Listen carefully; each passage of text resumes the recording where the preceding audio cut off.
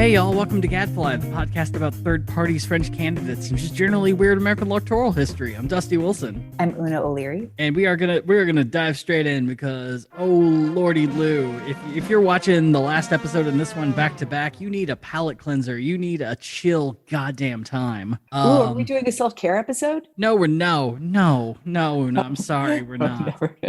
My bad. We're doing part 2 of last week's episode, where last week we talked about the GOP primary, Yes. where it was very clear that some of the worst human beings ever were placed together in the same state somehow, and they're all running for Senate, except for C.W. Gardner, who's like the one kind soul in the whole state. I just want to know what's in the water in Missouri. I'm lead, I guess. I guess it's just whatever base metal turns you into a raging asshole. I guess that Lead, cesium? actually. Yeah, it's lead. So last week we covered the Republicans, and so knowing that the top 3 options currently leading are either a bigot, a racist, or an alleged rapist. Clearly, this might be the Democrats' dark horse seat to flip, the one that, the weird people on Twitter might not be wrong about. The people who are just like, we're going to flip Kentucky this year. We're going to vote harder. My God, like literally anytime I see someone with a Ukrainian flag in their Twitter name and they're saying, we're going to flip Kentucky, I want to go to their house and sit down and be like, are you okay? Is your reasoning fine? Did you think Lauren Boebert was going to lose her congressional race this year? No, I'm so tired. I'm so tired of dealing with these people. What do you think is our equivalent of a Mormon Bible or like a Gideon Bible? Because you need something in your hand in this scenario. Oh, for Gadfly, not just like... Yeah, when you come up to the door, it's like, I need to speak. Do you have 5 minutes? Yeah, I think it's just a pamphlet that says, you're wrong, I'm sorry, you've never heard this. Like, it's just people who have lived their whole lives feeling correct in the times that they haven't been right. I think they just forget and move on. Or blame other people for why it happened. So what you're saying is we need to go over and then like roll up their New York Times newspaper and bap them on the head. Look, yeah, I'm not going to tell you what to do, but I canceled my subscription to the New York Times because maybe don't transform transphobic bullshit when everyone's trying to get them killed.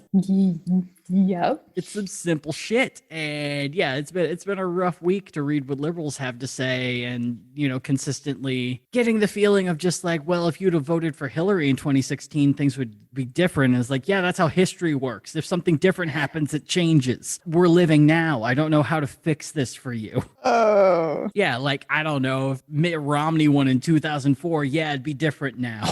So in that case, I feel like my villain origin story in this is anytime someone on Twitter is just like, well, thanks a fucking lot, Ruth Bader Ginsburg. You could have stepped down. It's like, first of all, please don't tell a woman that she needs to give up her job for the rest of humanity. Just stop it. She got there and she deserves to stay until she dies, which she did. Great. Which also, technically also what the job is supposed to be.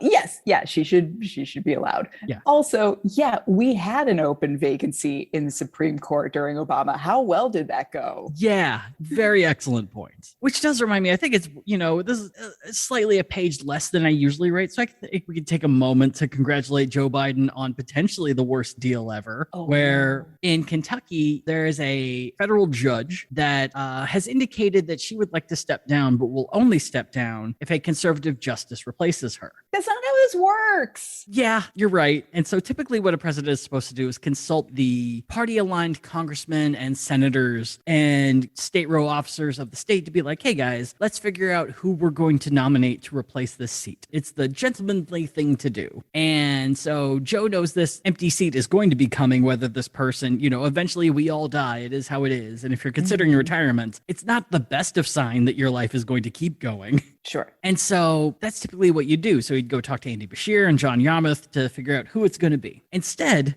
Joseph Robinette Biden went to Mitch McConnell and said, hey, Mitch, I got a deal for you. I will nominate an anti-abortion federal judge for this seat, so long as you promise to let these 2 U.S. attorneys that I've had sitting around pass. So it is a trade of a lifetime appointment for 2 temporary appointments. From someone who should never be trusted for a promise. promise. Right. Someone who has never fulfilled a single promise where there has been better gain by lying. I feel like for someone who's very much all about being Catholic, he should know by now when he's looking the devil in his eyes. Look, I get the feeling what was all that CC for?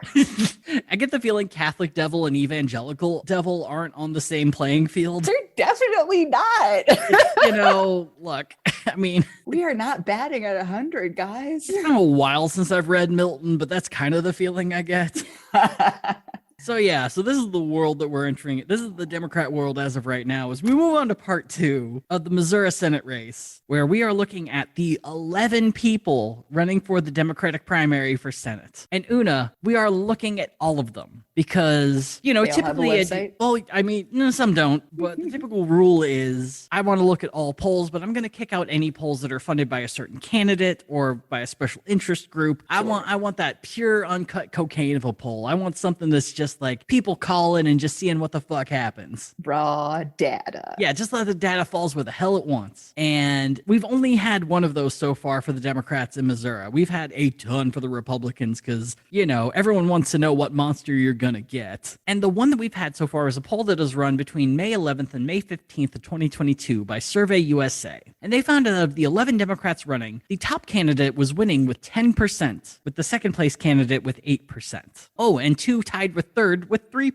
63% have stated they have no idea who they're going to vote for. And yeah, it's a poll from a month and a half ago. I'm sure things have changed by then. I'm sure there are people who are going to be flooding the market with ads and cash flows from their own personal fortunes, and things are eventually going to change. But this is the data I have. It's not the data I want, but it's what I got. And I have to base what I'm talking about off of that. Right. The data we deserve. And so statistically, that means any of these 11 could win. Amazing. Like, margin of error of 10 is kind of big, but I've considered people might win with more of a deficit. So as far as I'm considering it, the Democratic primary in Missouri, based on this data, all 11 are front runners, whether they are running serious campaigns or not. So yeah, we're going to talk about them all, including people who are polling badly and have no campaign website, Una. It's that bad.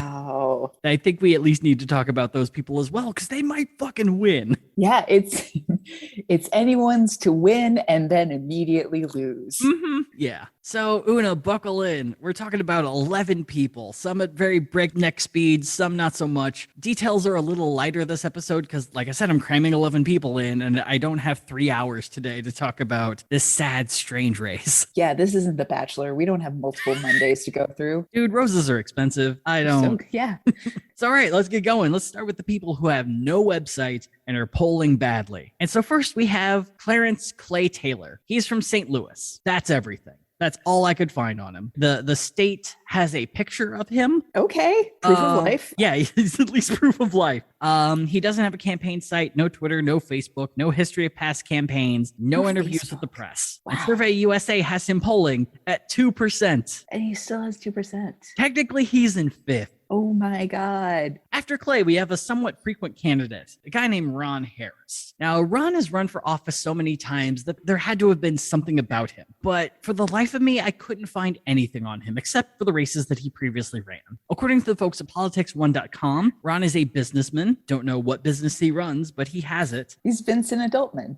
He's a truck driver as well, and an Air Force veteran. Great. Man of the people. Prior to this year, Ron has run 4 times for office. In 1996, he ran for state representative as a Republican and lost the general election 77-23. He ran for the same seat again in 1998 and lost only slightly worse, 79-21. He'd take a few years off, and in 2002, he tried running for Congress in Missouri's 5th district, and once again ran as a Republican and lost the GOP primary, finishing second out of 5 candidates with 31.5% of the vote. He then would take a decade out of politics, and in 2012 ran again for Congress. This time he ran in the 6th district, and he had become a Democrat during that time. The changes wouldn't matter much, though. He lost the Democratic primary, finishing 3rd out of 4th with 24%. And that's it. I tried really, really hard to go through old newspapers to find out who he was, and all I got was there is a guy named Ron Harris who is a journalist for the St. Louis Post-Dispatch. Clearly not the same guy. And in 96, there was a guy using the pseudonym of Ron Harris who went around businesses in Fort Joseph, Missouri, writing bad checks to the tune of $5,000 $25,000. And I don't believe he got caught. Ooh, and we're sure it's not the same Just? I'm 100% sure. Yeah. All I mean, right. if he's using a pseudonym, I think Ron Harris would have been the first person you went after just to be sure. But yeah, that's all we got. And yeah, Ron's tied for fifth at 2%. Oh my gosh. So now that's over, let's go to the people who actually have a campaign website, people who care just enough to learn a little HTML and figure out what's going on. But, you know, I kind of get it. If you can get 2% without spending the $23 a month to upkeep your Squarespace, I mean, why wouldn't you? Especially if you don't think you have a single chance of running, you just want to say you're doing it. But anyway, on to the next tier of folks. The first person on the list is Lewis Rowland Jr., who was born in 1958 to a family that has lived for multiple generations in Missouri, and dare I say, might have the most interesting background of anyone running. Ooh. So Lewis's great-great-grandmother, Cheney Williams, and her daughter Hester were enslaved and forced to move to Tuscumbia, Missouri from Kentucky. Lewis notes that Hester was 10 years old when she was initially sold and forced to move to Missouri. To this day, the Miller County Historical Society has maintained the slave quarters where they had both lived. Following the abolition of slavery, Hester really had nowhere to go, so she just stayed in the cabin that was there. But to complicate things, she also had a daughter named Violet at the time, whose father was the son of the plantation owner where she was forced to work. Oof. So Violet would move to Iberia, Missouri, and marry a guy named Bill Driver, who was a farmer and locally renowned fiddle player. You can still listen to Bill's work thanks to the Missouri Traditional Fiddle and Dance Network. Currently hosts his minute-long song Iberia Breakdown. And not gonna lie, it's really good. It's a banger. Nice. Yeah, it's a good minute song, and it makes sense that it's only a minute because I could see getting exhausted very quickly. Bill would live to the age of 104. Damn. Apparently, everyone in town referred to him as Mr. Driver, no matter how old they were. He was just Aww. very respected and loved. You could be sure that he was older. Oh, yeah. And he's 104. Who's going to be older than Bill Driver? Exactly. So he's Mr. Driver to you. During his later years, he would also post up in front of the town's general store and just fiddle, and would often be joined by his best friend, a guy named Ray Irwin, who previously to move into Missouri was a history professor at NYU. And so they would just join up and for hours play fiddle harmonies against each other and just play until the end of the day. Violet and Bill would have 8 kids, but thanks to segregation, they were not able to send them to school. So typically how it would be is, you know, you would have segregated schools for the white kids and for everyone else. There weren't enough black kids in Iberia for them to be like, yeah, we'll make a school. So Bill and Violet were forced to homeschool their kids. Violet and Bill, of their 8 kids, one would be Lewis's mom. From there, Lewis's parents would move the family to St. Louis, a couple doors down from where Chuck Berry lived. Ooh, okay. And Lewis Jr. would note that some of his sisters would often babysit for Chuck. Oh. His dad, Lewis Rowland Sr., would also make history in 1981, becoming the first black man to run for mayor of St. Louis. He would lose very badly in the Democratic primary, getting 2% of the vote and finishing last. Which brings us to Lewis himself. Lewis Jr. has a long and extensive career as a middle school social studies teacher, mostly teaching in the St. Louis public school system, while also notching a few years in Sarasota, Florida, Washington, D.C., and a brief stint in Japan teaching English. Nice. And as if teaching the most hellish age group of children isn't enough, he also doubled that up with coaching middle school basketball, soccer, football, and tennis. Oh, he just loves the kids. Yeah, he's honestly, if you're teaching that many sports and are consistently teaching middle school civics, I imagine you're a decent guy that kids actually like. Because middle schoolers will very quickly let you know that they do not care for your presence. Yes, but they also, I feel like middle schoolers have a loyalty because they're just all hormones and gangly monstrousness and confusion. Yeah. And if someone can like reach them at the level, because they're not fully like cynical quasi-adults like teenagers pretend to be. And they're not like trusting youthful vigor pre-adolescence. Yeah. So good for this guy. Yeah. So what is Lewis running on? This is the most important thing. Lewis has a progressive as fuck platform. Ooh. I'm going to speed through these. He's calling for $15 minimum wage, banning charter schools across the board. Oh, he's got my vote. And he taught at a charter school. And after that is like, fuck this shit. This Good. Yes. Lowering class sizes across the nation. Free on-site breakfast and lunch at all schools. Banning qualified immunity for police officers. Making any police officer that witnesses another officer violating the law an immediate accessory to said crime. He wants to reintroduce the Equal Rights Amendment, ban for-profit prisons, ban the practice of telephone fees for prisoners, have the vote immediately returned to people after they get out of prisoners, Medicare for all that includes dental and vision, having the military focus more on international disaster relief than anything else. Ooh, yes. And formally apologizing to every nation where America has interfered with elections and internal affairs. Damn! Yes! Yeah. I love this. Lewis has a platform. He is the one good boomer, I think. Oh. But yeah, it's such a good fucking platform. And it pains me to say, Una, Lewis is polling at 1%. No! He's doing worse than the two people who don't even have a website. This hurts so much. But aren't you glad you know he exists? I am. He's the Democratic C.W. Gardner. He's just... This is so heartbreaking. It sucks on so many levels. So yeah, that's good old Lewis. Which gives us time to move on to the next candidate, a guy named Josh Shipp. Josh is a physical therapy technician from St. Louis. I couldn't find much information about that on his website, but I think through LinkedIn, specifically, he's a physical therapy technician at PetSmart. Okay. So we're going to shift around a bit of pronouns, but it'll make sense a little later. Okay. So their bio is a bit unclear past Josh's job. According to Josh's About page, quote, Josh has served in the political sector for a number of years, holding a variety of roles and titles throughout their career. So yeah, that's Josh.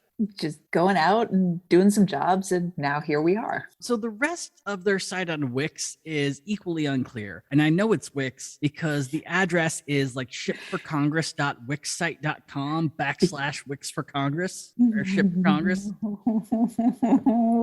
The media page is full of templates with the publication date set on February 11th, 2023. Other pages stuck on the Wix template include the campaign shop, the blog, the forum, which includes the template topic of what you need to know about the German elections, and worst of all, the issues and political concerns page. It includes healthcare, the environment, and education, and all three are listed as campaign focuses, and all have no links to any platform. It's stuff like education, planning for tomorrow, and that's all it says. Not even a paragraph of lorem ipsum. Oh no, not even a little Latin to make it hilarious. So based on some small context clues, it looks like Josh got this site for free, and hasn't touched it since he got it on March 10th, which makes it all the more ridiculous that Josh gave a link to his campaign site on his Facebook page on June 25th. But it's here I realized I had made a mistake, Una. Dusty fucked up. Oh no. Because I did the stupid thing and I just clicked on the headers at the top of the page instead of scrolling down like a dumbass. And when I scrolled down, I finally found a bio that he had wrote himself. I finally found his campaign platform and legit updated info. You know, past the point you could see and not included in any of the headers you could click. I hate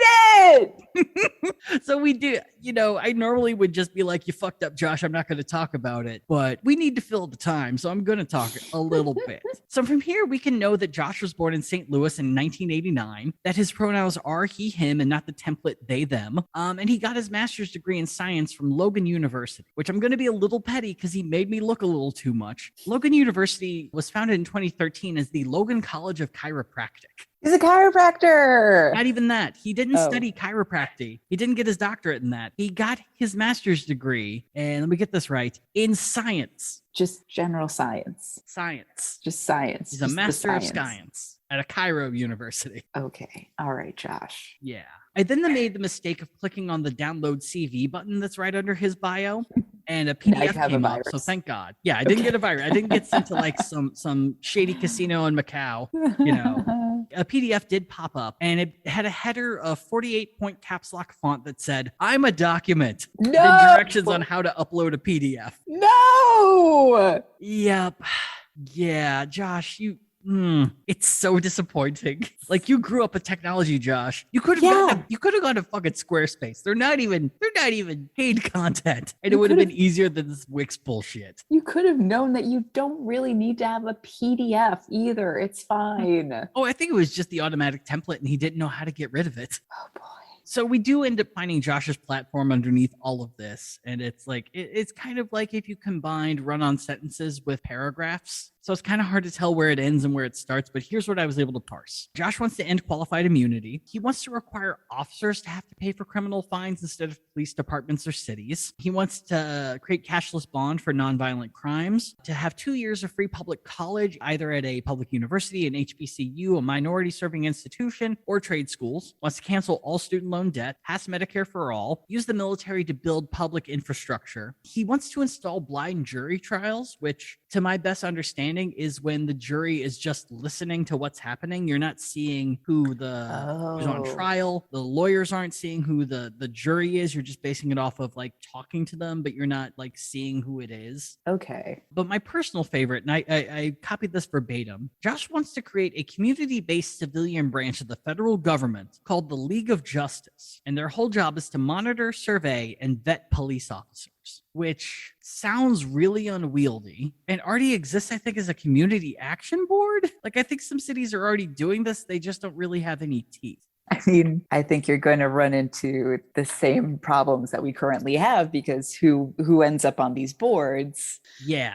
But also, bro, Justice League? No. Also, I'm taking you seriously, and at every turn, you keep telling me, no, don't do that. As an idea, I see where he's going. Justice League is a bad idea. You will get sued. But like the problem isn't so much that this hasn't been done. It's just that the groups who do this don't have power and are very easily overtaken by people who aren't interested in doing the right thing. Yeah. Also, my dude, your definition of like a civilian board in the government, like I feel like he's alluding that, you know, police aren't civilians or like are different from civilians in this regard, which would work as like a military civilian sort of thing, but doesn't quite correlate when you're talking about cops. So the way it's already written, cops are going to end up on this fucking board. Absolutely. No. And it just sounds like, yeah, for so many people, it's like, it's that same idea of like, no, we just need to, it's just a couple bad apples. It's fine. We just need to research and throw some more money at the problem. And so it's like, no, how about less money? How about less money immediately? Stop it. Yeah. You know, if you could at least get this right at a local level first, I'd be more convinced for this. But like, we aren't even off the training wheels with this program in some neighborhoods. Some are doing it really, really well. Others not so much. It's a huge jump to take this from, I don't know, alpha testing to all of a sudden being like, it's live. We're fucking doing it. We're doing it. We're going live. So it both hurts and should give you comfort that Josh Shipp is currently tied with Louis Rowland at 1%. Louis does not deserve this. He doesn't. Louis deserves so much better than 1%. I am offended on Louis's behalf right now, if I'm being honest. All right, so moving on from Josh, we have the next candidate, and it is environmental engineer, patent attorney, and inventor, Pat Kelly of St. Louis. Pat, I think, was born in 1954, and I'm kind of basing this off of when he graduated. Okay. Like all good candidates that we cover, Pat went to college early at the age of 16. He didn't graduate when he was a teen, though, so he's not like on monster track. He would end up majoring in engineering at the University of Texas, and after graduating, he was hired by a large company that he calls, quote, a major polluter. And for people who think that, hey, Pat, you're kind of being a hypocrite for, you know, doing environmental engineering and then going to a notably terrible multinational corporation that just dumps shit everywhere. And to that, he says, quote, no apologies for that. If you want to fix problems, you usually have to go to where the problems are. Oh no, is he our radical centrist candidate? You know, you picked up on that a lot quicker than I did. Oh no. It's, you know, I spoiler alert, he only spent 3 years at this company. I don't think he probably had much success on actually fixing the problem from the inside, because typically the problem doesn't, to you, is not bad for the company. Yeah, if they're making the money already, they're not going to change, my dude. No, they're definitely not. No, I mean, I would have accepted I was hired, and then in the belly of the beast, I realized my mistake, and I realized how terrible these things are. And from the knowledge, having worked there, like, here are ways to defeat this evilness. Yeah. Or just like, I needed a job. It was either this or I was going to lose my home. And after 3 years, I was burnt out and done. Yeah, talk to any lawyer of any Ivy League law school. Yeah, exactly. But nope, no apologies. You gotta break some eggs if you're gonna fix an omelet, I guess. That's a yikes. But if you're worried that he gave up his personal scruples and morals, he does include that underneath this job description, he rode his bike to work every day. I fucking can't. No, not with this neoliberal bullshit. No. No, personal sacrifice is equal to that of what a business does. It's the only, like, if I didn't recycle my RC cans, this world would be to hell right now. Grow up.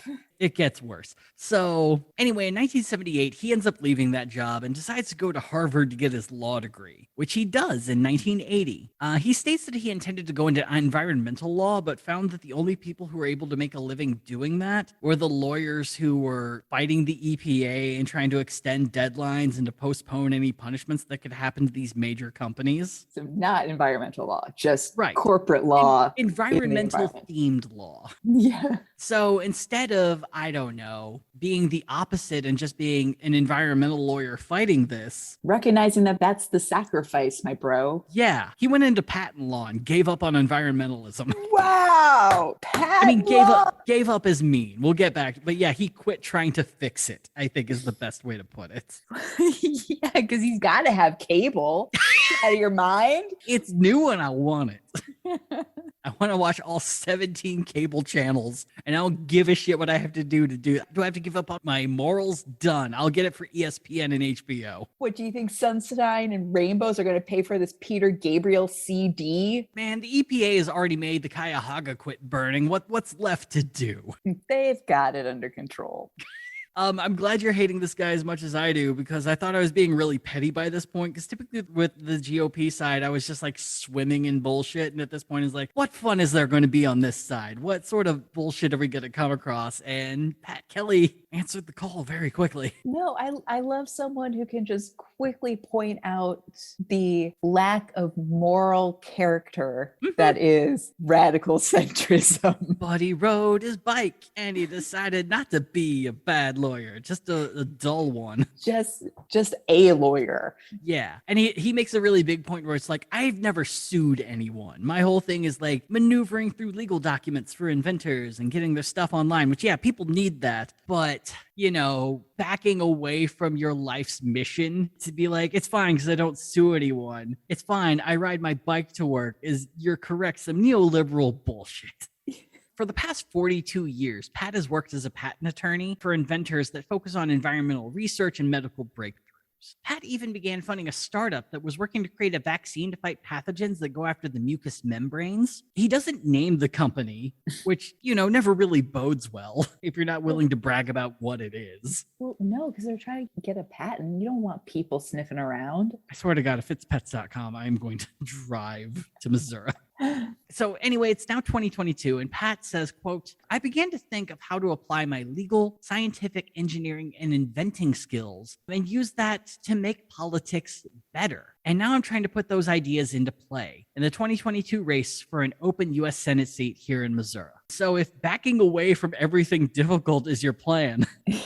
His campaign platform is entirely focused on global warming, which honestly, yeah, it's the sort of thing we kind of have a short timeline to fix, but I don't know if you're the guy to do it, Pat. Nope.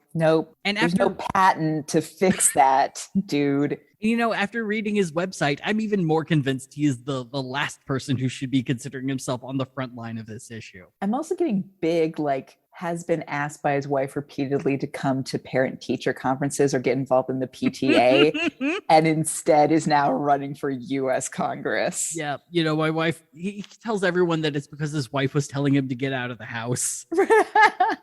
Really, she was just trying to ease into divorce. Yes. Sorry if you hear this, Pat, but goddamn, man. So looking at his platform on global warming, it is 10 pages long. And I say 10 pages because you have to go through like a slideshow on the website for each new page. About 8 of them are facts about global warming and climate change. And each page features about 3 different text colors. There's bold font, sometimes bold and color at the same time. It's really important. And every once in a while, he'll bust out the italics. Oof. So this plank, as he puts it, isn't about trying to figure out how to prevent global warming, because through his study, it is too late to stop. We are past the point of fixing it. What we need to focus on is how we're going to live with it.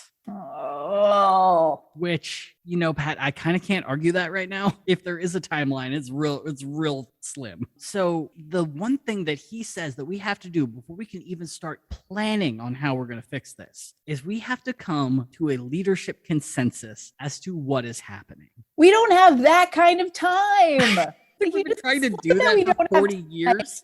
And so that's one of two plans that he has for this, is we just have to have a leadership consensus based on facts, because facts are so powerful, don't you know? But two, if congressmen and senators aren't willing to accept this consensus, then you pass a bill banning them from receiving their pensions.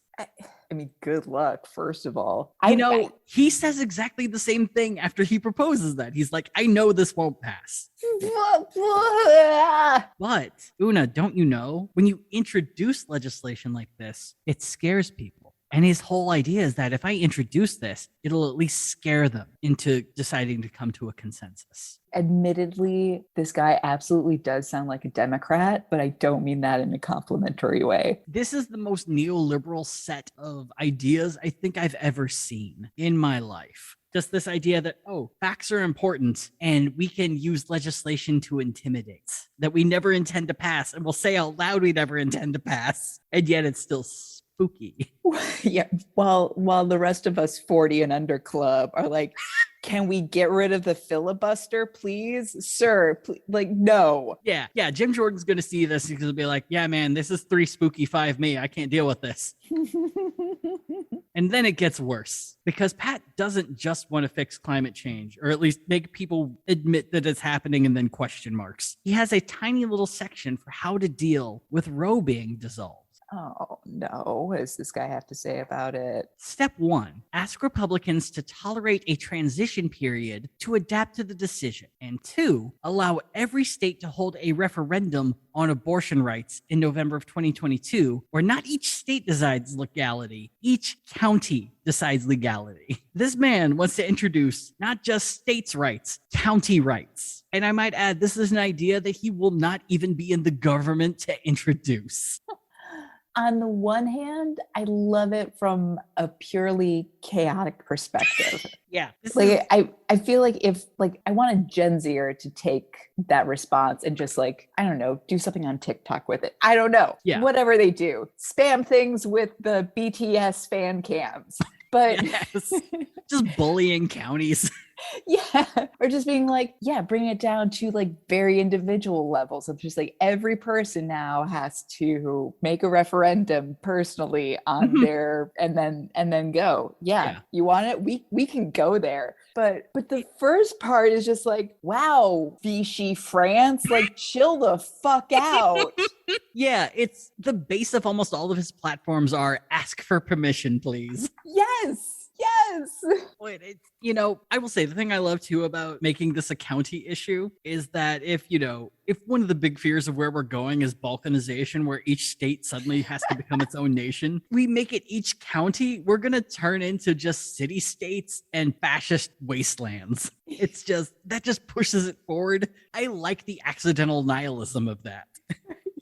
Yeah, it's so chaotic, and I like the idea of it just being okay, now we have to do the paperwork, now we have to set it in, and it's who's even in charge of it on a county by county level? Yes. I mean, there are technically counties in Vermont that have no population. How are you going to deal with that? Right? And then what? Is it a gold rush of just people going there and claiming the county so that they can make it pro or anti-abortion? Are they just going to be wild zones in the middle of the woods where you can just start an abortion clinic if you want? It's Mad Max, but fetuses.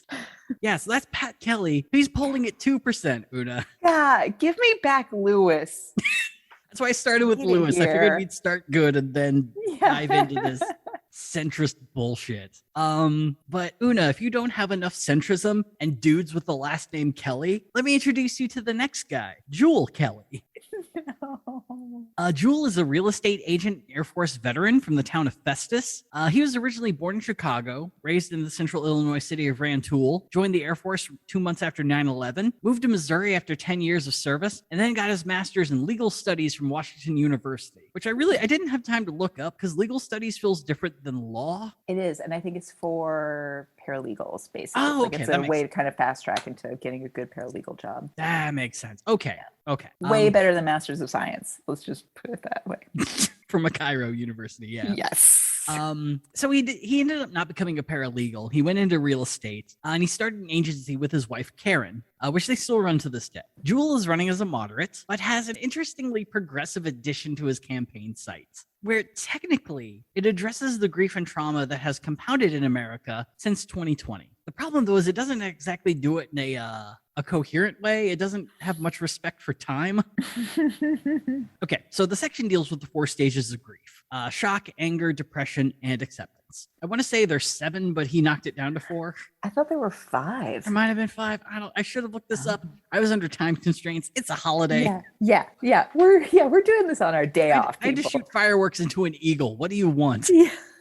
But yeah, for this, there are 4. Shock begins with the killing of George Floyd in 2020. Anger is what follows after that. Now, Una, I would like you to make a basic judgment as to what you feel anger would be in the wake of the killing of George Floyd. I guess the protests would be an example of, everyone, like, anger, certainly shock too. Una, I wish we didn't have to embarrass you on a public stage, but you're wrong. You're horribly wrong. How dare you? It's the January 6th too. What? Mm-hmm. That's not their anger. What? The anger that people actually were in shock and protested the assassination essentially of an innocent Black man? Here's the problem. So Jewel does state on his site that he was raised to always wave at a cop when you pass them and to show deferential respect. So I don't think he felt comfortable having that be the anger reaction. So it had to be an anger reaction. So I don't think he's saying that January 6th happened because the cops murdered George Floyd. I think it's just an event that fits with anger. This is already so bad. You know what? This is poor use of your legal studies, sir. I would have thought at some point you would have learned how to craft an argument. It might explain why he never became a paralegal.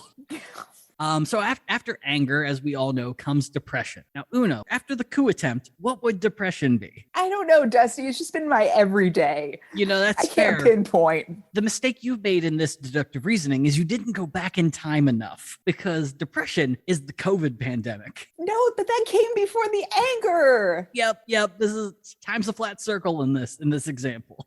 Actually, what's bananas is that the stages of grief is anyone who's gone through significant grief realizes you do hopscotch around a lot. It is not linear at all. But I also know, just on a gut primal level, that was not the intention that this man set up when he put this on a website. Yep. Yeah, it's just looking at examples for what things could match for this without even considering what accidental moral you're throwing out. He's putting together a Pinterest mood board and just grabbing items from the last 3 years of our lives. Yeah. And it's COVID was depressing, but in the narrative you're trying to tell here, it should be George Floyd was killed. There were protests. Minimal, if any, legislation came of it. And if anything, cops got more money. Yeah. Question mark. Profit for no one. That's a clear fucking arc.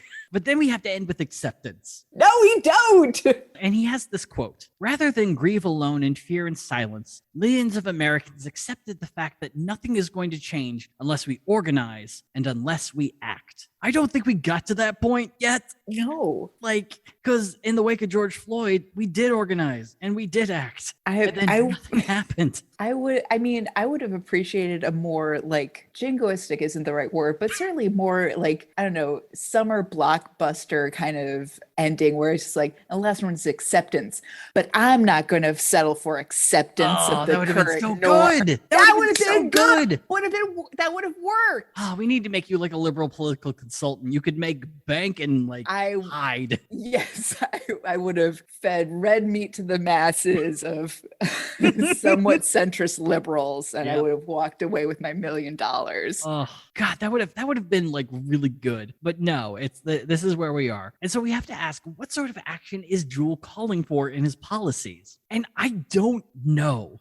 This is the least clear platform I think I've ever seen. It reads like a book report that you didn't read and forgot was due that day. So as an example, because this example is the same across the board for every topic, under the banner of how fair is universal health care are the bullet points following. Is it possible to provide universal health care in a legal, safe, and fair way for every American? What if voters demanded smarter policies to make it so? Should we ever give up on saving lives? And he has no answers to any of these questions. He's literally just asking questions.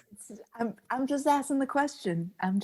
What's a human life? And look, once again, this is some neoliberal bullshit where it is based on the idea that deep down, everyone is reasonable. And that people have reasonable answers to these questions. When, in all honesty, you could get buck wild with that last one. Should we ever give up on saving lives? I don't know. Is the hospital on fire? Are you in the middle of surgery and you have a choice between saving 10 people or the person you're doing surgery on? I don't know. Is the life Hitler's? Right? You know for a fact that you are fixing the gallstone of literal reincarnated Hitler. What is your duty? We go back to the thing of, is all life sacred? According to the Bible, no. No, it's not. It depends on circumstances. I mean, this guy's got a lot of nerve asking these questions in Missouri from what I've seen in that state.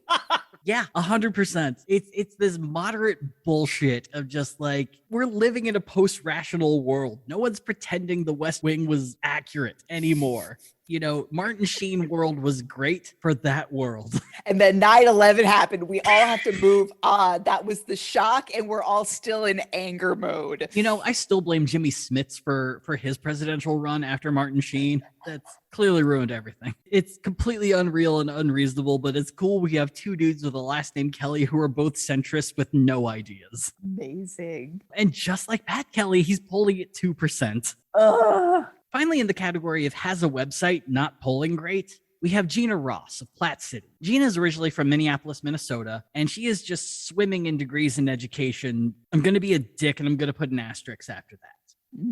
She has a bachelor's degree in business admin from American Intercontinental University, a master's degree in public administration from Walden University, and a PhD in public policy and admin also from Walden University. And to tie it all up, she also has an associate's degree in urban ministries from North Central University, which is where Jim and Tammy Faye Baker got their degree. Okay. A thing I do want to note, because these are universities for the most part I had not heard of, and American Intercontinental University sounds real shady. I feel like I've seen commercials for them. The reason that you've seen commercials for the first is that the first is in Schaumburg. Oh. They're all for-profit schools, except for like North Central. North Central might not be, but they are all for-profit. Walden University is strictly online like Phoenix. Oh, okay. So, you know, I haven't really looked up those colleges enough to know whether or not they're you know, they offer good education. I know they're accredited by their specific groups, but you know, it gives me pause when I see that. Sure, yeah.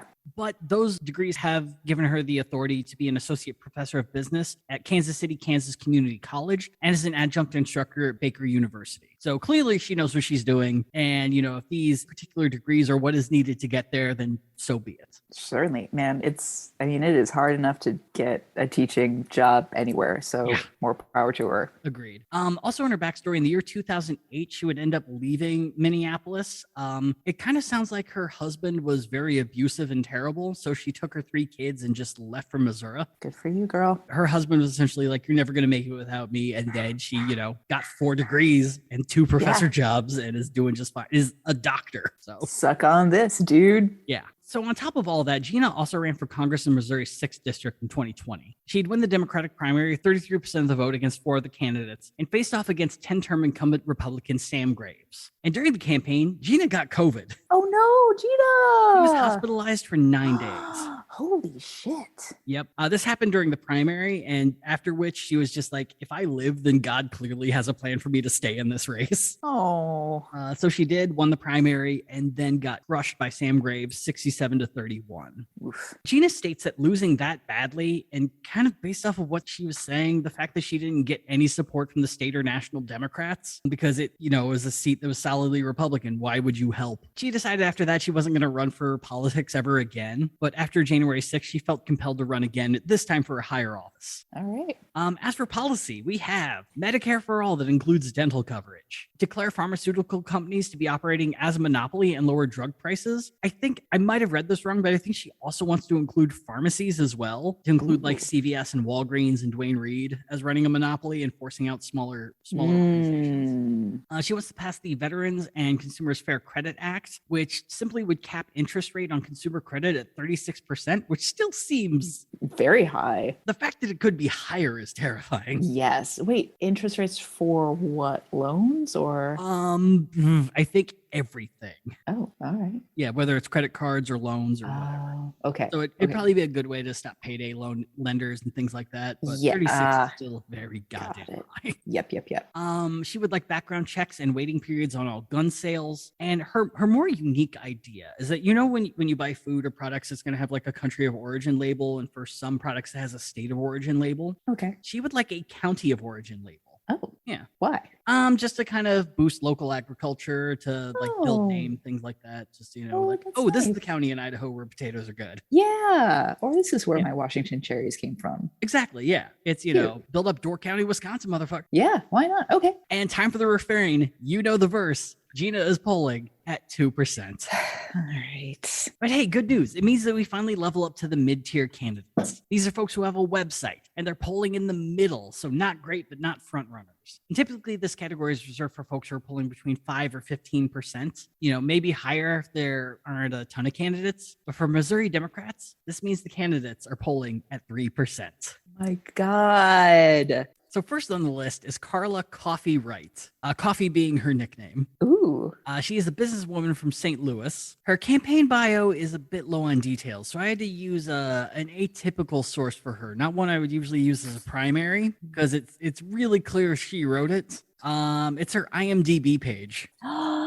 What? Yeah. Coffee was born in St. Louis and at the age of 12 attended the Barbizon Modeling School before moving on to the John Casablancas Modeling School 2 years later. Now there is some red flags right there because Barbizon and John Casablancas are both known as scams. Oh no. Yeah, so it's a very 80s scam, if you will. The typical thing you would do is like you're hanging out at the mall with your lady friends, you're shopping at like Orange Julius buying skirts. I don't know, I forget the 80s. Like socks and skirts, and so you're hanging out with your friends saying, oh my god, this dude, whatever, and some person walks up to you and says, hey, I work for the John Barbizon Modeling School in this region. I think you really have what it takes to be a model. Oh no.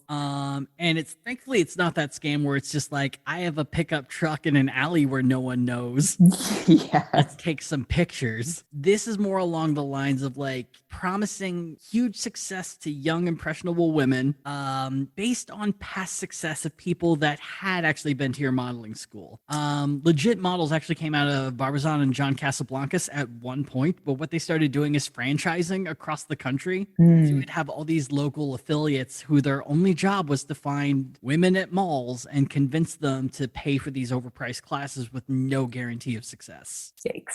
Yeah, so that's Coffee's introduction to the world of entertainment. So instead of modeling, Coffee would find regional success in music, where in 1979 she won the Battle Rapper state title in Missouri. She states on her YouTube page that she was the very first female rapper from St. Louis, and I can't find anything to prove that to be wrong. All right. So if you'd like a sample of her work, I'd highly recommend checking out the music video for her song Funky Attitude, which is all about guys having a crap attitude and just being jerks. What does Nelly have to say about it? Look, Nelly says, it is hot in your general vicinity. I wish I could supply more advice, but immediately you got to get rid of your clothing. It's the only way. I don't know what the other Saint Lunatics think about it, but that's at least what Nelly thinks.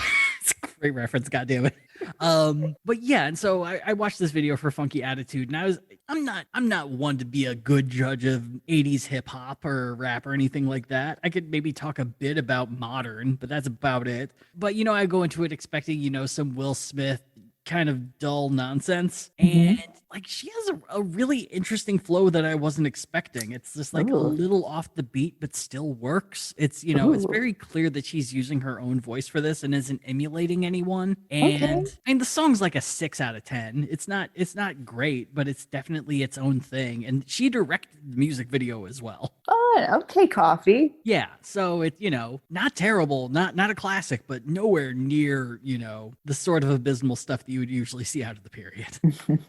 So at the age of 15, which is around the time that she also recorded her first song, Coffee ended up getting pregnant. She'd give birth to her daughter the next year and dropped out of high school. After that, she'd get her GED, start attending college classes, and majored in early childcare education and acting.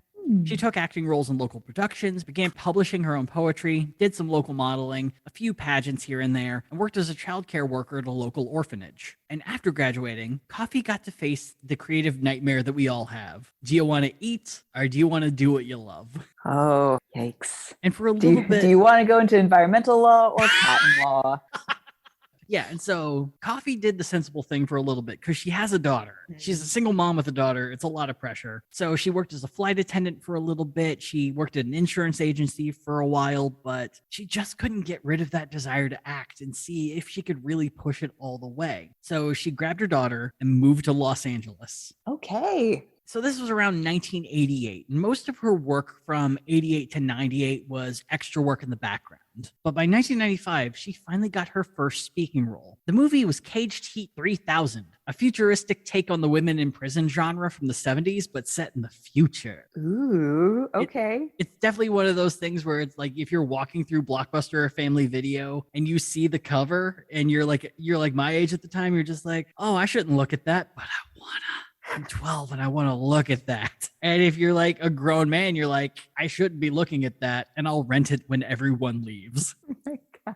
So it's sexploitative. Exactly. Yeah. Yeah. Very sexploitative. Doubt there was any nudity, but definitely suggestive events. There might have been some breasts on occasion, but nothing Right. beyond that. So, based on the extremely detailed synopsis on IMDb, which I think lists out every plot point and actor involved, it doesn't seem like Coffee's character really had much of a bearing on the plot because she's not even mentioned once. But Aw. it's the first role with lines, so Yeah, we gotta start run with it. somewhere. The very next year, she would take her second role of speaking lines, and it was a movie called Killing Me Softly. It was a movie that she directed, wrote, edited, produced, and cast directed all on her own. And I wish I could find it, but the problem is when you have a movie that's the same title as one of the seminal songs of the 90s, Yeah.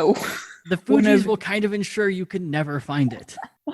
I'm sure there's a way, and one day I will. But until then, Lauryn Hill has made your movie unfindable. Truly, though. So her acting career would go on for a few more years, once again taking background work and things like that. But by 1998, she'd take her last background role in Martial Law, which is all part of the Chuck Norris Kung Fu detective Amazing. series. I believe it starred a guy named Sammo Hung.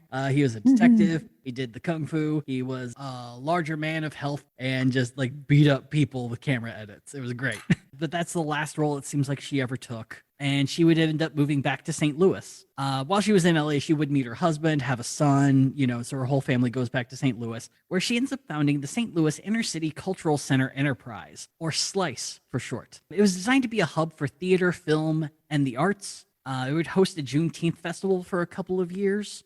But the main thing it seems to have done, and I'm trying really, really hard not to be a dick about this, it entirely seems to be a vehicle for all of Coffee's works and no one else's. So it's essentially like Coffee is the artistic director of a somewhat successful theater company. I would say of a somewhat present theater company, Oh my a somewhat gosh. existing theater company. She does write her first play during this time. I believe it was 2012. It was called Who Killed the Church? And it featured a cast of 48 people, which makes the theater lit manager and me die a whole lot. Who's left for the audience?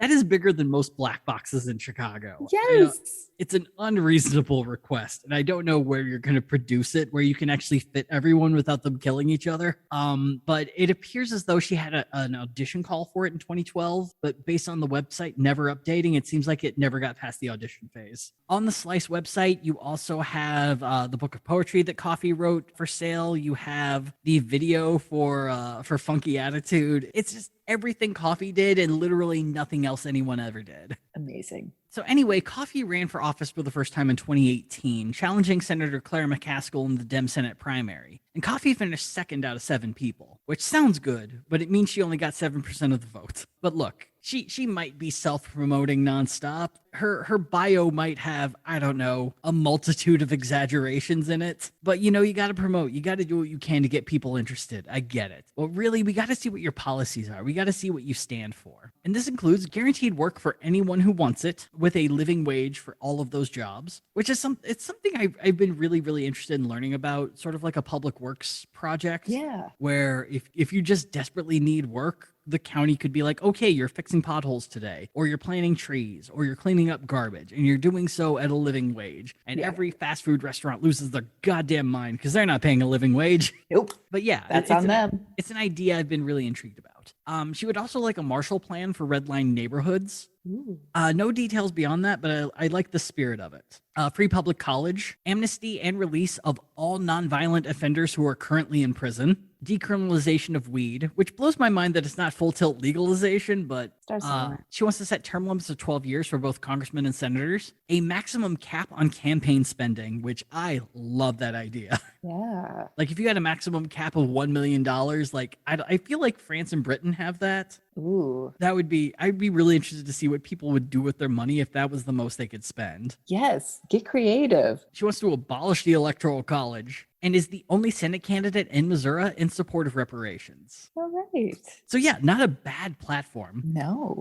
But yeah, like I said, Coffee's polling at 3% with a platform that is, the ideas are there. There's not a whole lot of ways to get there, but I like the spirit of it. Our second and final person in mids is a businessman and realtor named Spencer Toder. Spencer was probably born around 1985, once again using his graduation date as a guess. And he has many a degree in business, including a bachelor's in entrepreneurship and organizational behavior, and an MBA from Washington University. Most of his early business experience came within real estate. In 2011, he'd worked for the Schlafly Corporation, no relation to Phyllis, maybe a relation to the people who make the beer. Yeah. He made the jump in 2012 to the St. Louis branch of Colliers International. And in 2016, he went on his own and founded the Confluence Realty Advisors Company. And from here, he began a series of new business ventures that are, I don't know what they really are, because these companies don't have websites. They don't really have press releases. They just exist. Shell corporations? I'll read what they are and we can decide. Great. So in 2017, he was named the CEO of Atrial Innovations, a company that is working on a transcatheter aortic valve replacement prototype.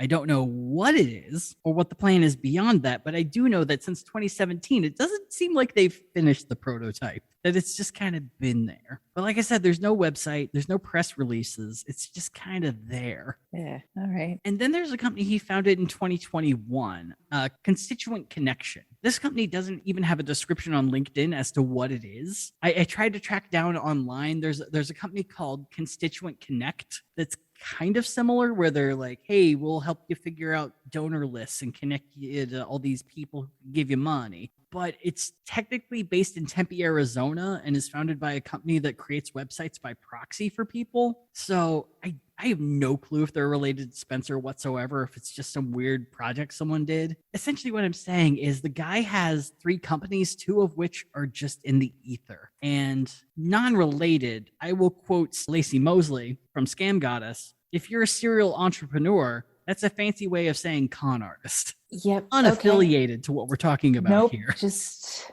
throwing it out there. If you're starting businesses, make a website, say what they're about. Maybe connect to other people associated with the company. But I mean, as far as I know, he's still operating his private realty company. So who freaking knows? Yeah. As for his platform, it's also kind of a mystery. On his page detailing his plan on how he is going to run, he states that it's more important for him to talk to people in Missouri to find out what they want rather than him telling them what they want. Which, look, I get that. If you're going to represent the people, it's good to know. But my dude, there's public polling data available. This work's been done already. If that's what you want, you don't have to go to every county and talk to everyone at every pie shop you come across. This is giving me Tinder bio of a guy who never listens energy. That's what I'm hearing. The feeling I get from his platform is that it's really more interested in getting the Google algorithm to bring up the page than actually say what he wants. You know, there's progressive keywords all throughout it without really any sort of plan. But he does actually have details for one plan, and that's for LGBTQIA plus policy. And the policy is mostly statistics, but does include passing the Equality Act, banning conversion therapy, ending discrimination in youth sports, and probably one of the most frustrating things that still exists, allowing LGBTQ people to donate blood. Oof. Yeah, bring that up. Yes. Still infuriating that's a thing.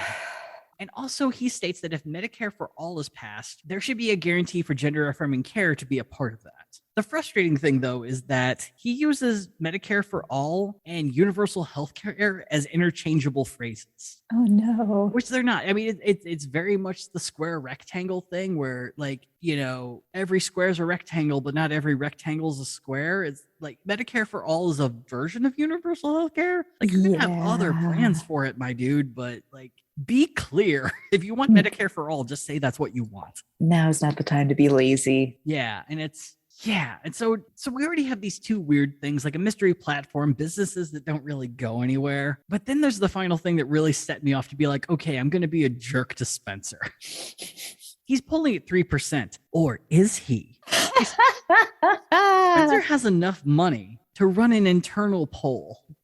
He hired this company called Triton Polling and Research, which the nerds over at 538 have only used a couple of times to reference. Triton did a pair of polls in West Virginia to figure out how well Jim Justice would do, who's the Republican governor, and how well Trump would do in the 2020 election. They were right in that Justice and Trump would win. You would be a very bad polling company if you discovered otherwise, but they were abysmally off on the amount that Justice and Trump won. Ooh. So technically they have a 100% record on how right they are, but you're shooting layups when the basket is right next to you. Got on it. those races.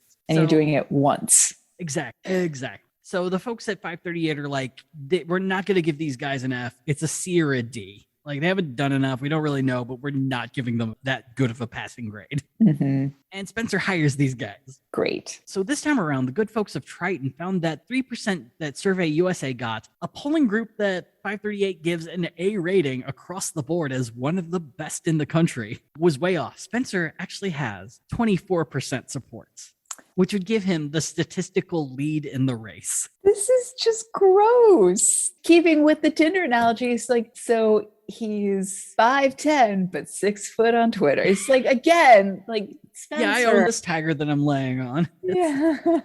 Yeah. It's, you know, if there are other polls that come out that prove this to be correct, I will eat my own words and apologize to Triton Polling. Sure. Until then, Yeah. no, this is impossible. 24%.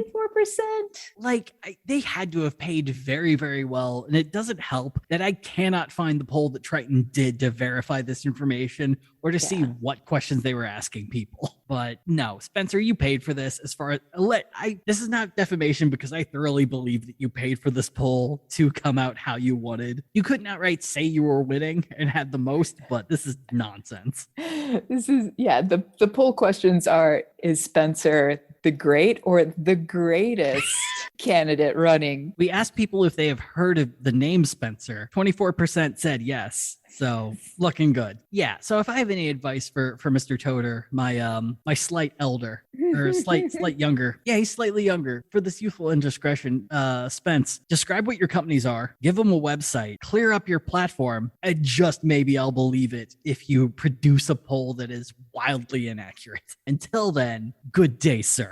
Stop it. which gives us the luck that we are finally moving into the top 2 candidates, the people most likely to win. Oh boy. Yeah. The fact that it's not Lewis. Gird yourself. So up first, polling at 8%, is a nurse by profession, heiress by birth, Trudy Bush Valentine. Trudy is the heiress to the Bush beer fortune, which is currently at $17.6 billion, making the Bush family the 16th largest fortune in the entire country. Yeah. That's so much money. Trudy was born in 1957 in St. Louis, Missouri. She notes that at the age of 13, she found her calling as a nurse after volunteering as a candy striper at a hospital. Now, I've never really known what a candy striper is. I just always assumed that, like, oh, they're the people who go around offering candy to patients and, you know, people who are waiting for them. So their name is derived from the outfits, which were like what, pink and white stripe, but they usually were just like hanging out in the NICU and OBGYN areas, like holding babies. That's what I understood them. 100% correct. Yeah. I was reading that the program started in 1944 in East Orange, New Jersey. Oh, it was a civics class project where they just decided to like make their own uniforms that was that candy cane stripe pattern. Cute. Showed up to the hospital. I was like, hey, what could we do to help? And the answer to this day is generally janitorial work, any administration stuff that we can trust you to do that is like that we don't want to get to, working in the gift shop, working reception, and also like, yeah, being in the NICU and just like being a warm body to help out these babies. Yeah. So yeah, at the age of 13, Trudy starts doing this work and she's like, all right, I'm going to be a nurse. Trudy would follow this passion to St. Louis University, where she graduated from their nursing school. Following this time, her nursing career is kind of vague. After graduating, she began work at the Salvation Army Residence for Children, but it's unclear if she worked her whole career at this location because I can't really find much evidence of her working in any of the local hospitals. It has stated that most of her nursing career has been around children, so I can't really tell. I had a whole snide paragraph for a while where it's like, yeah, you're working at SSM Health and doctors are yelling at you. You got 12-hour shifts. Yeah, I'm sure the beer heiress is doing all that. But after doing a little bit more research, that feels like a dick comment to make because it seems like she might have actually done that, just working specifically in children's units for the most part. So, but what is clear is that by 1990, most of her time seems to shift from nursing to philanthropy and serving on boards. 1990, she would be placed on the St. Louis University Women's Council, and in 2000, she was placed on the St. Louis University School of Nursing Executive Advisory Board. She ended up serving as the chair of that board from 2006 to 2015. She also found time to get a second degree. She got her master's in pastoral studies from the Aquinas Institute of Theology, which was at the time kind of working in part with St. Louis University before it went off on its own location. In 2017, she would be named to the St. Louis University Board of Trustees. And finally, in 2019, the university went and renamed the entire nursing school the Trudy Bush Valentine School of Nursing, which happened after she donated $4 million to the school. Damn. Yeah. Or, you know, the couch change. Yeah. So when Trudy entered the race this year, she knocked out the only really well-known candidate, state senator by the name of Scott Sifton. He was viewed as the clear frontrunner, and as soon as she entered, he dropped out and endorsed her immediately. Yeah. Yeah. I imagine it is hard to compete with someone who has billions of fortune. Yes. And has also like worked somewhat in the public, like worked, frankly, and as a nurse. And like I said, it's very easy to assume that this billionaire heiress was like, you could put quotes around nurse, but it does actually seem like she did the work. And that initial instinct to deride that is wrong from what I can tell. She's donated tons of money to nonprofit groups, but she's also heavily donated to the Democratic Party. Most notably, she hosted a fundraiser on her family farm in 2016 for Hillary Clinton. So I imagine that also might have been a bit of a guiding post for Scott to be like, we really like her. We're not going to give you money. Message received. Yeah. He has all the money, sir. You should not. This is Trudy's first ever race, and from her candidacy video, she seems to be running on the ideals of bridging gaps and creating unity, or as she puts it on her website, quote, I'm running to put politics aside and to put people first. And I think from everything that we've read, you would assume a centrist. And then I read her platform. So she doesn't quite support, she doesn't support Medicare for all, but she does support the idea of letting Medicare negotiate drug prices. As drug prices are for Medicare are done right now, there's sort of a liaison between the company and the government that decides that. And the liaison tends to have a lot more affinity with the companies than the government. So that's how we get really fucky prices. But if you let Medicare do it, you know, they're the only game in town and you kind of can dictate some really good prices if you want. She wants to cap insulin at $35 a month. She wants to expand the Housing Choice Voucher Program and the National Housing Trust Fund for first-time homeowners and for homeowners who are in desperate need of rehab for their homes. She wants to raise minimum wage to $15. She wants to pass the PRO Act, which is the thing that would get rid of right for work and give more teeth for labor unions. Okay.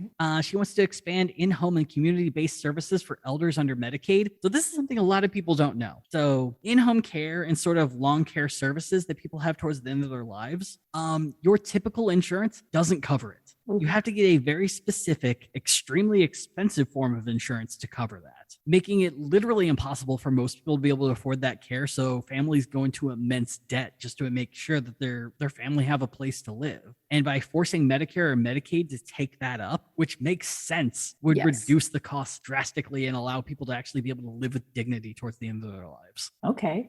Yeah, it's a great idea. She would like legislation that creates a sliding scale limit on all childcare costs, whether that is personal childcare, babysitting, things like that, or if it's childcare in hospitals, just an across the board sliding scale that everyone has to adhere to.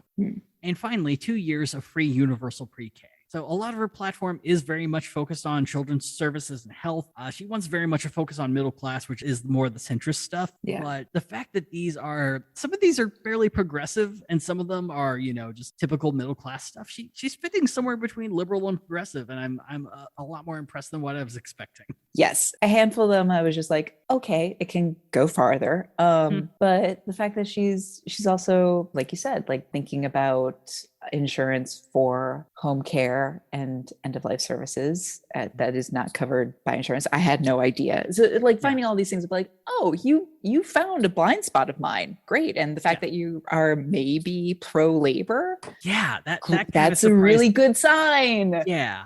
So we've seen enough millionaires and billionaires running for office who just don't have a platform, because why would you need one? You have all the money. You can just run ads until the end of time and probably win. With the amount of money she has, she technically doesn't need to have this. Right. So, I mean, I know it's a bar on the floor to cross, but she did it, and I'm kind of impressed. It's the, effort goes a long way. Yeah. And after reading all this centrist bullshit, I think it's, when you expect that going in, you're like slightly more progressive than liberal, definitely not progressive, but a little less liberal. Fuck it. Sure. Better than either Kelly. Yep.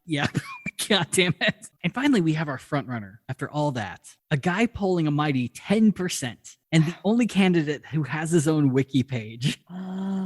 It's attorney and Marine Corps veteran Lucas Kuntz. In a piece by Politico, he's like, it's pronounced Kuntz. If you pronounce it the other way, you might get in trouble. This guy had a harsh middle school and high school existence. That is some foreshadowing. Oh, no. So Lucas was born in Hartsburg, Missouri in 1982. The family would have a rough time due to a sister of his having a heart condition that they struggled very, very hard to be able to pay for it on a regular basis, to the point that the family had to declare bankruptcy. Oh. But Lucas was an extraordinarily smart kid, and he had gotten accepted to Yale, but the family had no money. So through a combination of Pell Grants, scholarships, and neighborly generosity, Lucas ended up being able to go to Yale to get his degree in, let me double check this, classical civilization. Hey now, that's a perfectly valid major. Yep. Good for him. Yep. Take the money and run, Lucas. So Lucas went to college around the same time we did, and I think there are some details that make it really, really clear. While he was there, he ran track. He was the very first dude to join the cheer squad in its modern incarnation, and he played on the university's ultimate frisbee team. Yes! Tell me you're from the 2000s without telling me. So a year after graduating, he decided to run for state representative. He would run mostly as an anti-abortion centrist and ended up losing 56-44. Lucky for Lucas, he did have a backup plan. Because at the time he was running for office, he was in law school at the University of Missouri. What else are you going to do with all that Latin? Right? You know what? You're right. That probably helps a ton. Absolutely. All these books make a little more sense. I'm good. So after graduating with his law degree, he immediately joined the Marines. While there, he worked in the Judge Advocate Division as a lawyer. He would serve 3 tours, 1 in Iraq and 2 in Afghanistan. And while he was in Afghanistan, he became fluent in Pashto. And he wasn't just a lawyer. He led missions. He went into war during this time. Okay, Lucas. And from this, he ended up getting a promotion to the U.S. Joint Chiefs of Staff. Now, he wasn't one of the chiefs of staff, but he was working for them as their international negotiations officer. And his job was to hammer out arms deals between Russia and NATO. Holy shit. I kind of Yeah. want to be this guy. Yeah, Lucas. I mean, I'm still trying to figure out Lucas. There's a lot about him that I'm intrigued by, and a lot about him feels very 2000s. Oh, We'll get to that. I can't wait. So in 2016, he gets his Master of Law from Columbia University, and the year after that went on to join the Council on Foreign Relations, who we talked about in the last episode, as being the preeminent think tank in all of America. He would leave that job in 2020, though, to join a brand new think tank called the American Economic Liberties Project. And their whole bag, we hate monopolies. Our second bag, we really hate Facebook. Okay. Oh, Yeah. I'm listening. Yeah, if you're going to knock out a monopoly, shoot big. Yeah. Otherwise, what's the point? It's around this time he also decides to leave the Marines at the rank of major and enlist with the Marine Reserves, which he is still a member to this day. And so all of this experience that he has gained since his first run has led him not to refer to himself as a liberal or a progressive. He is an anti-monopoly populist. We throw around the term populist quite a bit. That was just like, does it think what I think it does? And it specifically means that you support the people and that everyone's fighting a sort of corporate or global elite. That there are rich people running everything, and it's up to the people to take the power back. Right, which can go sideways very quickly, as we see. Yeah, it's very easy to go from "I don't think you should make $250 million a year" to "I think we should burn the Jews." Yes. So we're on the balance beam as of right now. So we'll see which way we fall. But the reason that he defines himself as thus is that he really thinks that it is a lane that Democrats could take in red states that could let them win. That if you're not aligning yourself with things that people are aware of or familiar of or already have biases about, you can kind of define it yourself. And to be able to use talking points that a lot of populists on the Republican side use and grievances that people are used to, just with a left-leaning lens. Yeah, 2018 Una might have been like aware and into that. Yeah. But it's 2022 and yeah, people are crazy. Yeah. You know, it's like, sure, the penicillin is going to work if it's stage 1 syphilis. But we're stage 4. Yeah, that brain is shattered. Yeah. You know, I kind of get where he's going with this. Is that it at least feels like a new idea. It's not, people hammering the same idea that like, no, liberalism and centralism will work in the red states. We just have to try it enough. Yeah. And I respect the fact that he's like, I've got an angle. Here's my hook. Yeah. Will it work? Is it too late for a test run? It's no Lewis. It's no Lewis Rowland. No Lewis Rowland. So before diving into his platform, I started looking into this huge piece that Politico did on him from the journalist Kathy Gilsonen. It's really interesting, her view of what he's doing, and that his style is not to blame the GOP as so much the wealthy and the corporations. So then you are going at it at a route that people aren't quite expecting or what they've been trained to believe Democrats are going to do, which ends up working really well for some topics. But she found very quickly that someone brought up things like CRT or immigration. As she put it, he sounds like a guy who forgot to study before a test. Oh, no. And that with both of those, he just tries to pivot right back to, the wealthy elite and corporations, and it just doesn't work. Nope.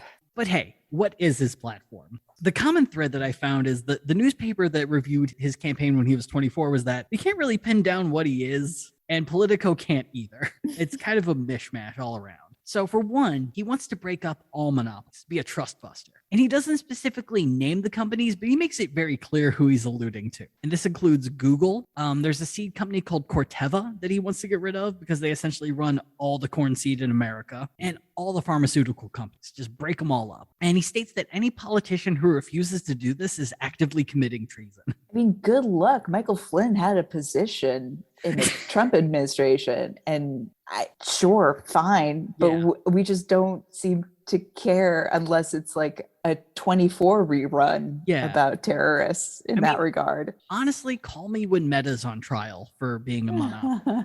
Like when that starts happening, I'll believe it more. I like the fact that he's calling out more than just tech and pharma, that he's like, hey, agriculture companies have been doing this for a while and y'all need to know. Yeah. On the less fun side, he wants to abolish Section 230 of the Communications Decency Act, which is the stipulation that allows for social media not to be sued for what their users say. Yeah, so essentially, like if someone's on Facebook, like some rando who just made a profile and alludes to wanting to assassinate someone, it's a profile that they're not aware of, doesn't get a huge play, and is just sitting there. Facebook could be sued immediately for it being there, for them not catching it within a certain amount of time. In theory, it's a good idea that, like, yeah, you want to get rid of that stuff really, really quick. In actuality, no one's been able to figure out a way to do that. No. Yeah, no. there's no automatic moderation that catches everything. It's one of those things where it's like the way our court system is set up right now is Facebook is never going to have like the monetary punitive damage it needs to like take this issue seriously. Yes. But meanwhile, it's like if they cared enough about this issue, they would have hired more moderators, and they have very much not done that.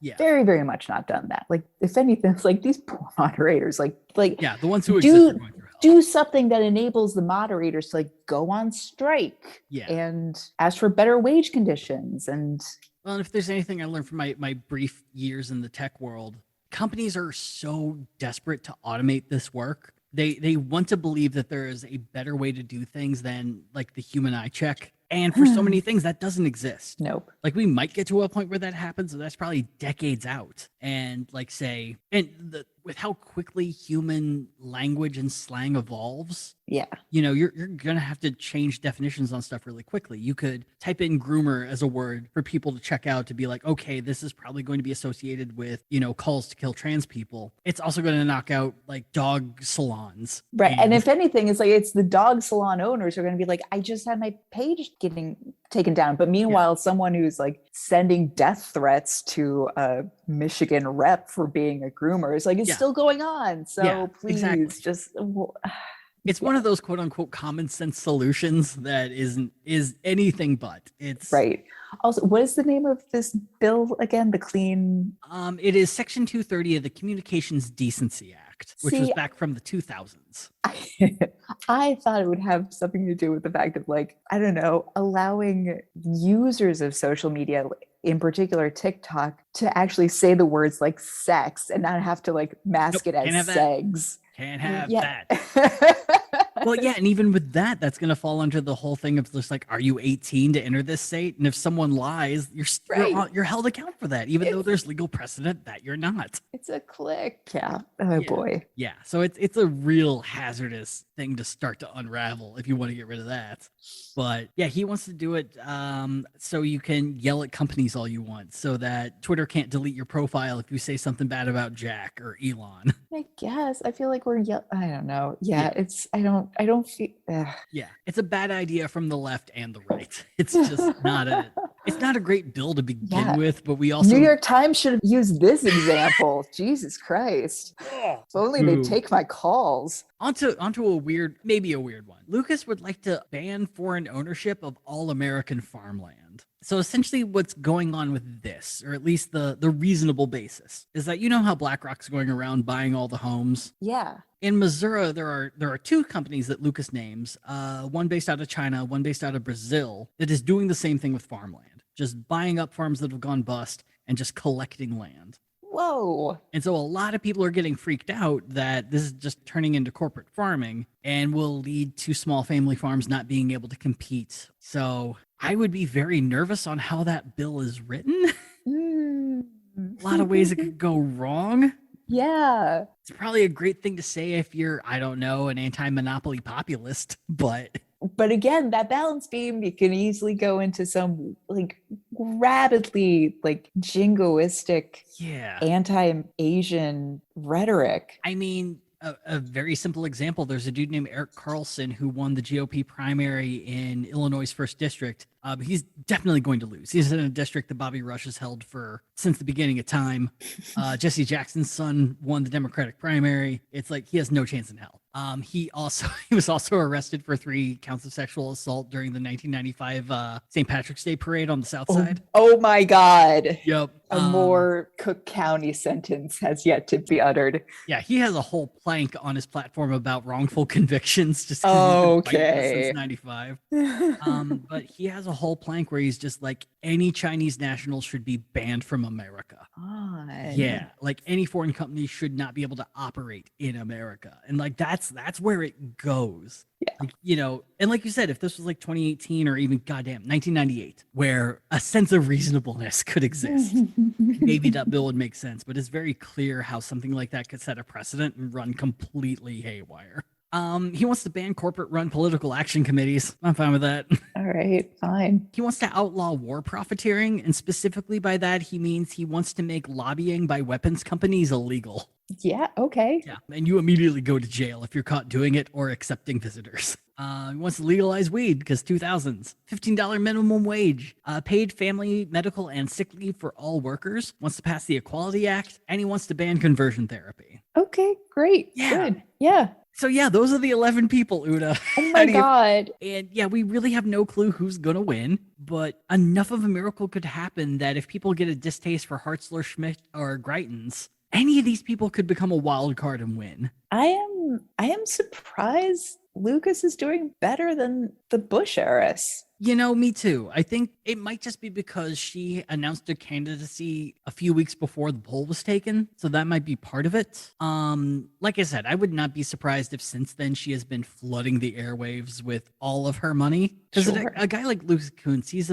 running a very unique lane, and it could work really, really well, but he also could just have that ceiling of 10%. Mm-hmm. So it's genuinely hard to tell. I don't, until there are more polls, I really have no clue who's in the lead. I believe it's going to be Trudy Bush Valentine just because she has the money advantage. Yeah. But honestly, who knows? And to her credit, I feel like her Democratic left-leaning issues feel more present day, like what you were saying about Lucas and his like very 2000s agenda. It's like, yeah, some of them is just like, I thought we moved on. Like, yeah, obviously, great, good. You should support this, but also it's like, bro, I'm gonna need a little bit more. Like, I'm chasing that dragon, man. Yeah, like Trudy's not hitting all of it, but she's giving me new stuff for a new high. Yeah. You know, this is the crocodile. It comes in a blue bag. I don't know, man. Like, it works. Yeah. And you know, it's tough because part of me just innately wants to say I do not want a billionaire heiress to win a race. Sure. But it's Missouri and like nothing makes sense in this state. Yeah. And especially reading Lucas, you know, he was asked a question on the campaign trail, which senators are you going to work with? And he answered by saying like, well, here are the three I'm not going to work with. Not going to work with Josh Hawley, not going to work with Manchin, not going to work with Sinha. Which, I mean, is an answer, but doesn't really pin down your ideology very well. No, absolutely. And again, it's that like, did you study for the test or are you just winging it? It's like, can you name 3 senators? Well, there was one event we went to where a couple of Republicans showed up, and one guy was just like, you know, I'm just sick enough of Eric Greitens that I think you got my vote. One final question: what's your first name? And it's like, that's not the best, but I'll take it. Yeah, but Una, more of that, please. Una, this just in: we have a wild card. We have ourselves a third party thing that might be happening to throw everything into abject chaos. Shut the front door. John Wood is a former U.S. attorney and until recently helped lead the legal team of the January 6th investigation on the side of the coup is bad. Hey. He's a Republican, so he very clearly is not happy with the crop of GOP who have presented themselves as the lead candidates and has decided to try to get on the ballot as an independent, running in the vein of, mid-aughts, you have no decency, sir, conservative. Now, getting on the ballot is a huge task in Missouri. If you're running as a third-party person or an independent, you have to get 10,000 signatures, which not a lot of people succeed at doing.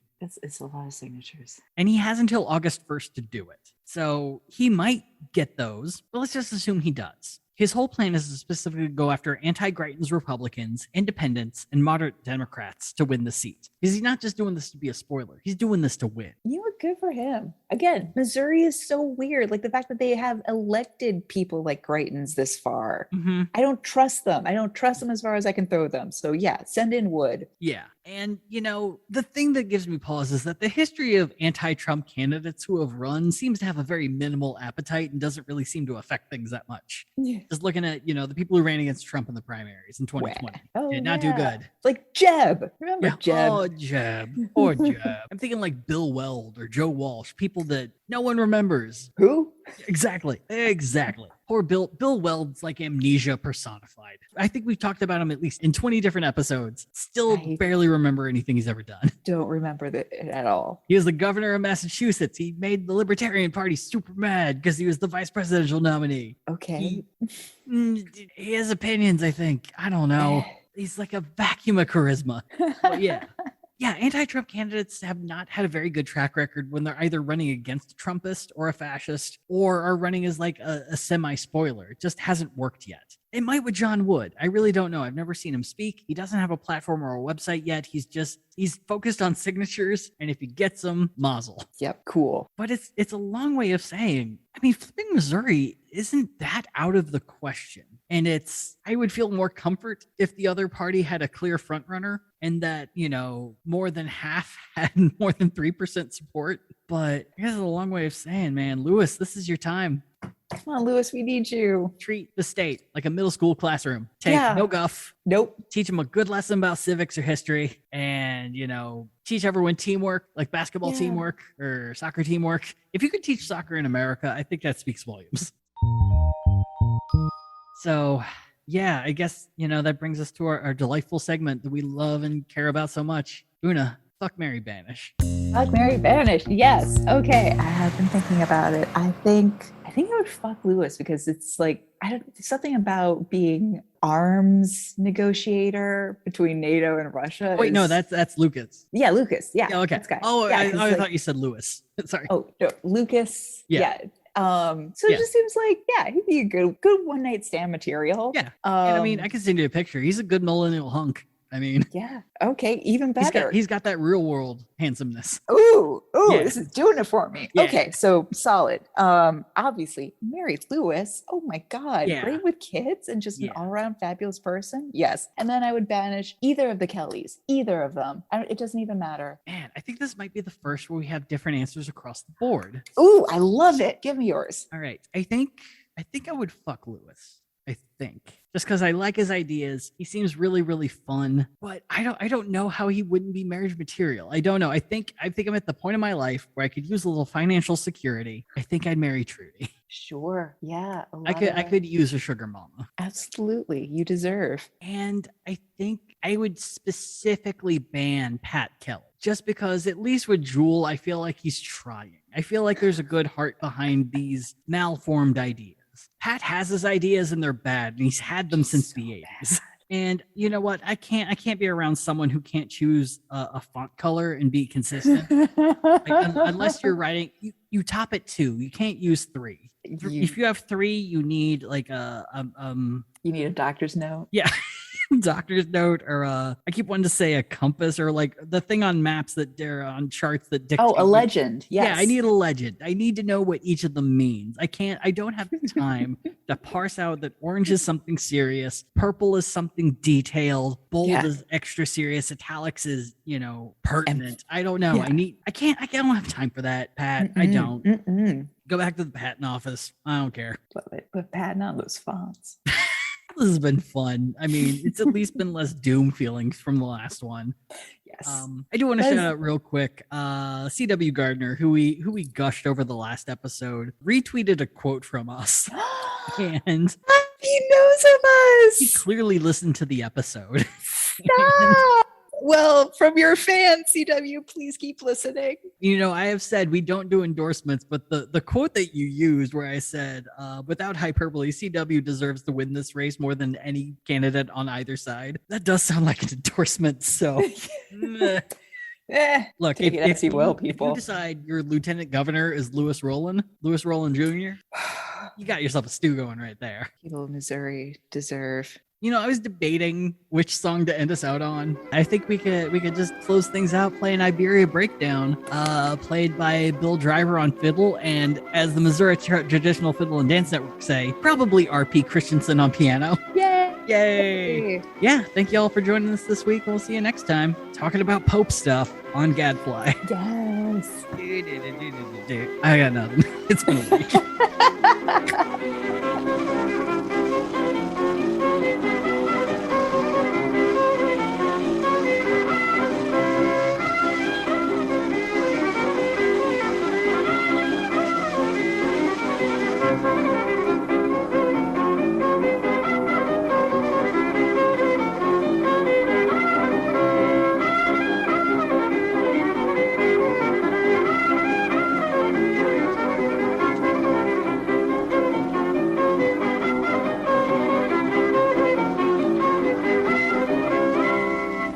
Gadfly is a production of Added Serotonin. Our episodes are edited by Brianna Valentine of Rem Alternus Productions. Our theme song is Sophomore Makeout by Silent Partner, and you can find us on Twitter and Instagram at GadflyPod.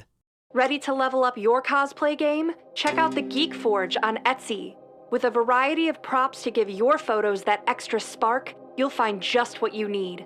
Hold magical fire in the palm of your hand, or take a potion to restore your mana. With a large variety of colors, you can choose your own magical flavor for your cosplay. Bring drama to your photo shoots with these vibrant props and more, all available at the Geek Forge. Are you ready to level up your cosplay?